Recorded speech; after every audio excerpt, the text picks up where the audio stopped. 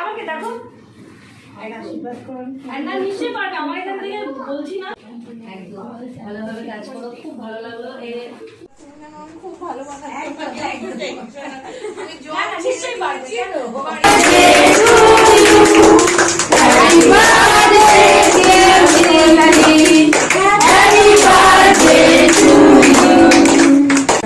মজুমদার, আমি চাকদা থেকে এসেছি।